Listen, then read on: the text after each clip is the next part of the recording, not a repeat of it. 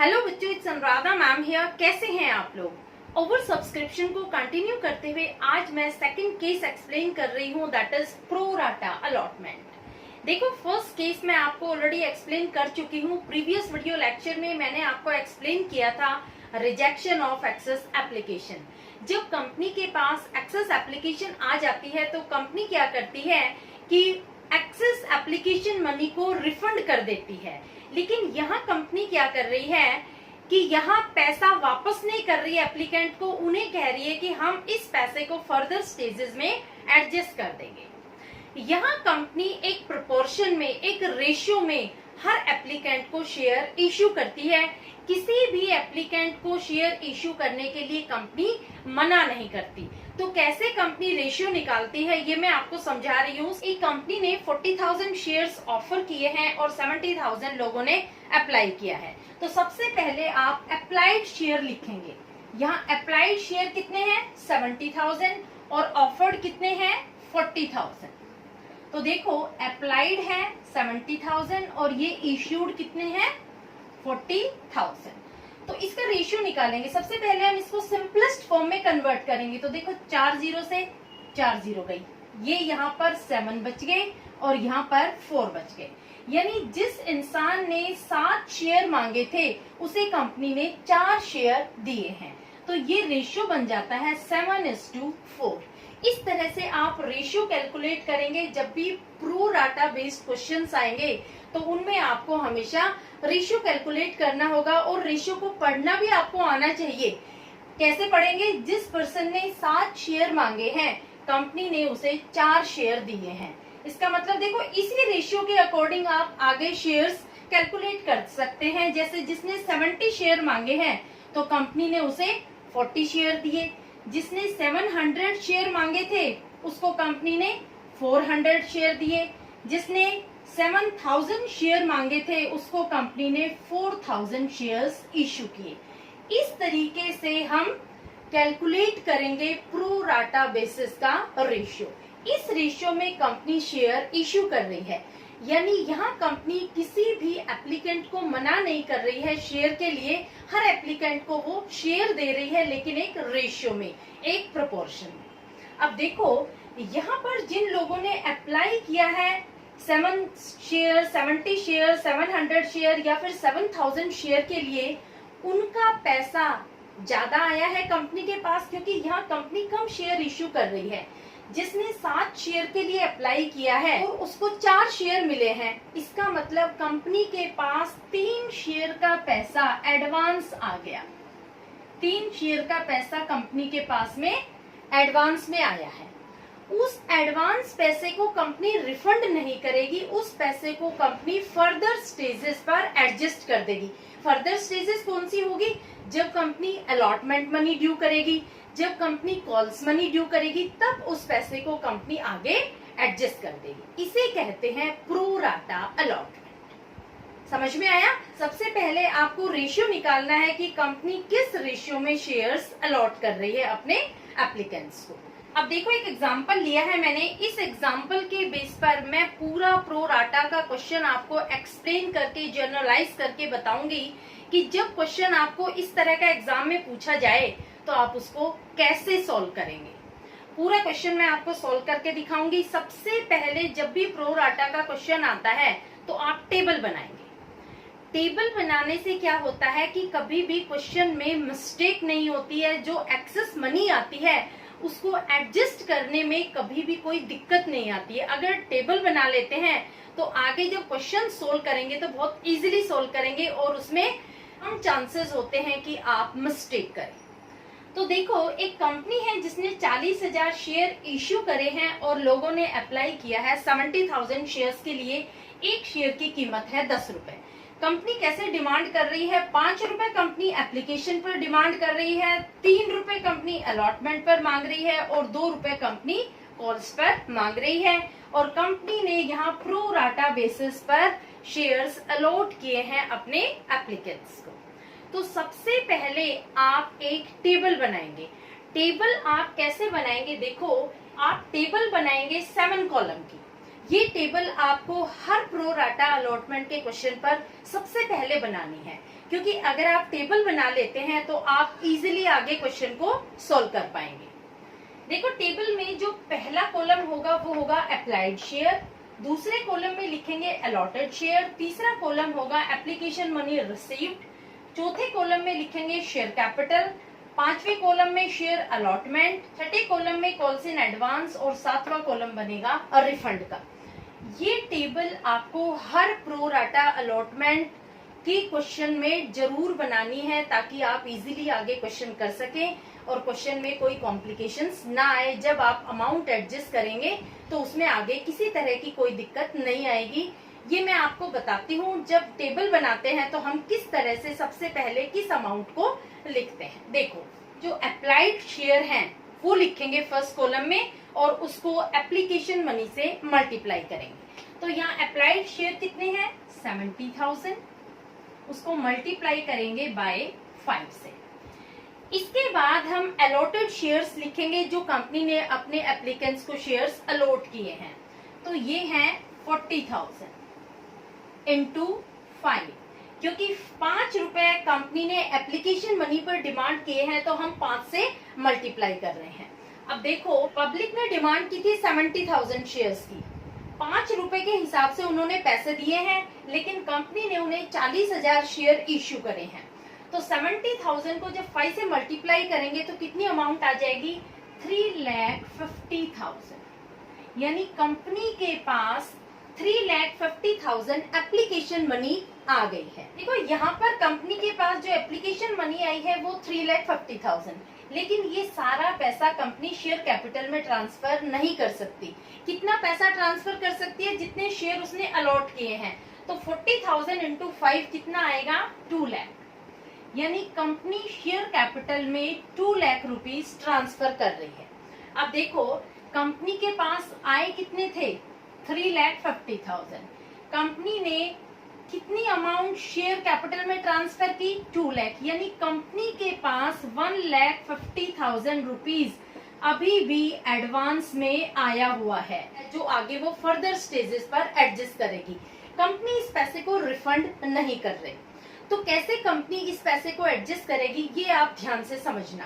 देखो यहाँ तक तो कोई कॉम्प्लिकेशन नहीं है। जो आपने ये 4 कॉलम बनाए हैं इसको लिखने का एक और इजीएस्ट वे बताती हूँ मैं। देखो जो फर्स्ट कॉलम में अमाउंट होगी वो आएगी थर्ड कॉलम में, और जो सेकंड कॉलम में अमाउंट होगी वो आएगी फोर्थ कॉलम में।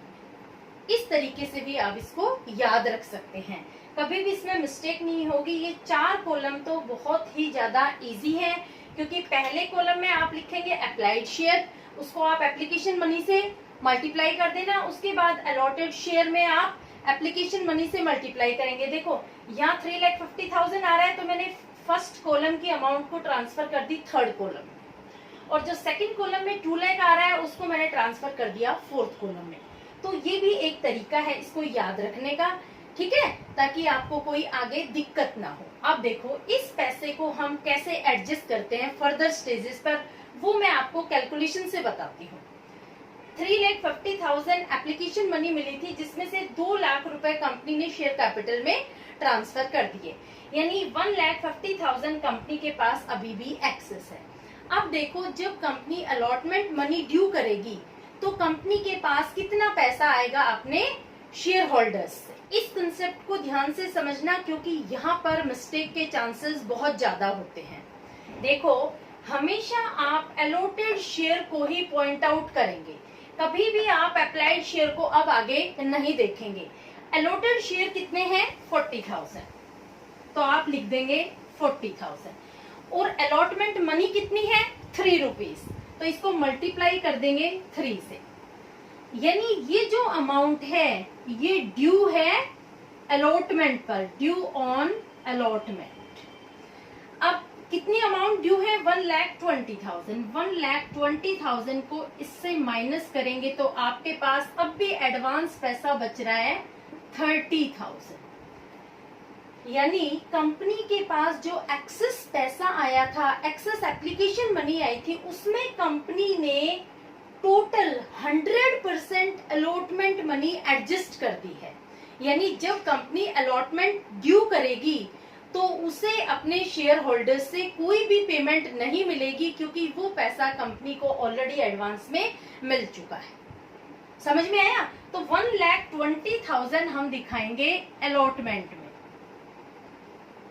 ठीक है। और जो 30,000 बचे हैं ये हम दिखाएंगे कॉल्स इन एडवांस में, और कंपनी ने रिफंड कुछ नहीं किया है तो यहाँ हम डैश कर देंगे। समझ में आया? ये टेबल अगर आप बना लेते हैं तो आगे जब आप जर्नल एंट्रीज पास करेंगे तो किसी तरह की कोई भी कॉम्प्लिकेशन अराइज नहीं होगी। सबसे पहले जरूरी ये है कि आपको ये टेबल बनानी है। और देखो आगे इस कैलकुलेशन को भी कंप्लीट कर लेते हैं, ताकि आप जब क्वेश्चन करेंगे, जब आप कॉल का पैसा रिसीव करेंगे तो वो अमाउंट आप कितनी रिसीव करेंगे। हमेशा आपको कंसिडर करना है अलॉटेड शेयर्स। तो आप यहाँ लिखेंगे 40,000, और आपकी कॉल अमाउंट कितनी ड्यू होगी, 2 रुपए के हिसाब से। यानी आपको जो अमाउंट ड्यू है कॉल पर, ड्यू ऑन कॉल्स, कितनी अमाउंट ड्यू है, 80,000। 80,000 रुपीज आप कॉल पर डिमांड करेंगे, लेकिन 30,000 तो आपके पास ऑलरेडी एडवांस आ चुका है। 30,000 पैसा तो आपको एप्लीकेशन मनी पर ही मिल गया था। तो आप कॉल के टाइम जब कॉल मनी ड्यू करेंगे तो कितना पैसा आपको मिलेगा, 50,000। 50,000 रुपीज टू बी रिसीव्ड, ये अमाउंट आपको रिसीव होनी है जब आप कॉल मनी ड्यू करेंगे। तो इस तरीके से अगर आप कैलकुलेशन पहले कर लेते हैं तो जब क्वेश्चन जर्नलाइज करेंगे, जब जर्नल एंट्रीज पास करेंगे तो बहुत इजी होगा, किसी तरह की कोई कॉम्प्लिकेशन अराइज नहीं होगी। आप इस कैलकुलेशन को भी नोट डाउन कर लो, बाद में मैं जर्नल एंट्रीज पास करूंगी तो इसको क्लियर करूंगी। वर्किंग नोट जरूर बना लेना, जब भी प्रो राटा का क्वेश्चन हो वर्किंग नोट जरूर बना लेना, क्योंकि वर्किंग नोट बनाने के बाद और टेबल बनाने के बाद क्वेश्चन कुछ ही मिनटों में हो जाता है, बहुत जल्दी क्वेश्चन सॉल्व होता है।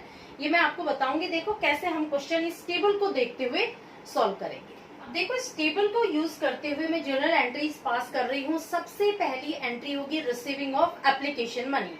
तो पहली एंट्री क्या होगी, bank account debit, bank account debit to share application account. अब देखो कितना पैसा हमें एप्लीकेशन के टाइम मिला है, 3,50,000। ये अमाउंट यहाँ पर लिखेंगे 3,50,000, ठीक है, और यहाँ भी 3,50,000। अब इस पैसे को हम ट्रांसफर करेंगे, इस पैसे को शेयर कैपिटल में ट्रांसफर करेंगे और इस पैसे को आगे हम फर्दर स्टेजेस पर एडजस्ट करेंगे। उसकी एंट्री क्या होगी, तो सेकेंड एंट्री होगी share application account debit, share application account debit ₹3,50,000 to share capital account. अब देखो कैपिटल अकाउंट में कितनी अमाउंट ट्रांसफर करनी है, 2 लाख, तो हम यहाँ लिख देंगे 2 lakh to share allotment account. Allotment में हम कितने पैसा ट्रांसफर करेंगे, 1,20,000, 1,20,000 to calls in advance. Calls in advance में कितना पैसा ट्रांसफर करेंगे, 30,000। अब देखो इन तीनों का टोटल करके देखो आपको 3,50,000 आएगा। अब देखो कितनी इजीली हमने ये एंट्री इस टेबल के बेस पर हमने यहाँ रिकॉर्ड कर दी। कोई भी कॉम्प्लिकेशन आई, कोई कैलकुलेशन करनी पड़ी आपको, जब आप एंट्री पास कर रहे हैं आप टेबल बना लो, टेबल को देखते हुए आप एंट्रीज पास करो, कभी कोई मिस्टेक होगी ही नहीं प्रो राटा अलॉटमेंट के क्वेश्चन में। तो ये जो एप्लीकेशन मनी को ट्रांसफर करने की जो एंट्री होती है यही इसमें मेन एंट्री होती है, क्योंकि हम इसमें कितना पैसा है वो ट्रांसफर करते हैं शेयर कैपिटल में, ये कैलकुलेट करना होता है, और उसके बाद जो एक्सेस पैसा बचता है उसे हम कैसे आगे फर्दर स्टेजेस पर एडजस्ट करते हैं ये हमें यहाँ कैलकुलेट करके यहाँ लिखना होता है। ये एंट्री इसमें मेन एंट्री, समझ में आई। अब देखो ये हमारी फर्स्ट इंस्टॉलमेंट की 2 एंट्री मैंने पास कर दी। अब हम पास करते हैं third entry, due of allotment money.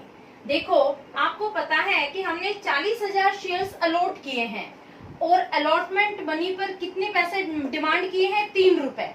तो 40,000 को 3 से मल्टीप्लाई करेंगे तो कितने आएगी 1,20,000। ये अमाउंट हमारी ड्यू है अलॉटमेंट पर। तो एंट्री क्या होगी, share allotment account debit ₹1,20,000 to share capital account ₹1,20,000। अब देखो क्या यहाँ पर कंपनी को अलॉटमेंट ड्यू करने पर कोई पैसा मिला है, नहीं। तो आप यहाँ 4th एंट्री में ये लाइन लिखेंगे, no amount is to be received on allotment because entire amount has been received in advance at the time of application. ये आप लिखेंगे। तो यहाँ पर आप पूरा स्टेटमेंट लिखेंगे 4th एंट्री में, ठीक है।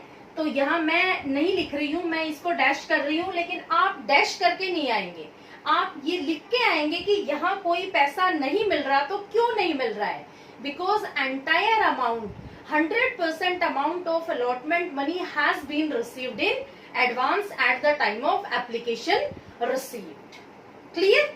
अब देखो ये 2 एंट्री आ जाती हैं आपकी अलॉटमेंट की। एंट्री तो एक ही आएगी, दूसरी एंट्री में तो सिर्फ आप एक स्टेटमेंट लिखेंगे, अमाउंट कोई भी रिसीव नहीं होगी अलॉटमेंट पर। अब देखो 5th एंट्री हम पास करेंगे, amount due on calls.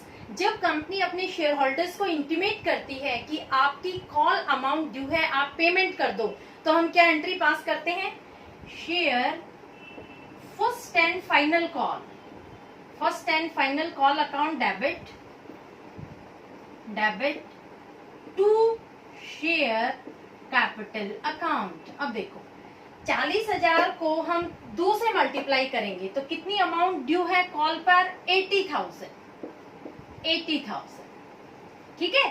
Company ने अपने शेयर होल्डर्स को इंटीमेट कर दिया कि आप 80,000 रुपीज हमें पे कर दो, लेकिन जो शेयर होल्डर्स है क्या वो 80,000 रुपीज कंपनी को पे करेंगे, नहीं, क्योंकि 30,000 जो अमाउंट है वो कंपनी एडवांस में ऑलरेडी रिसीव कर चुकी है।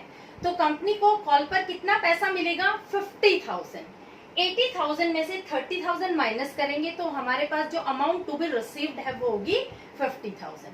तो क्या एंट्री पास करेंगे हम, 6th एंट्री होगी, बैंक अकाउंट डेबिट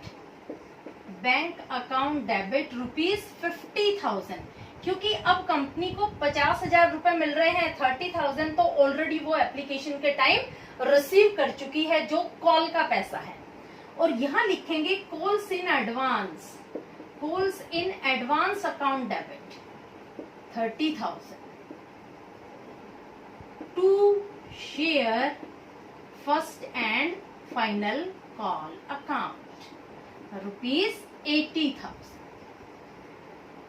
इस तरीके से आपको फाइनल कॉल की एंट्री पास करनी है। यहाँ पर आपको कॉल इन एडवांस लिखना है, क्योंकि ये जो अमाउंट है ये company at the time of application receive कर चुकी है, और अब जो शेयर होल्डर्स पेमेंट कर रहे हैं वो सिर्फ 50,000 की कर रहे हैं, क्योंकि 30,000 रुपए कंपनी एडवांस में ले चुकी है।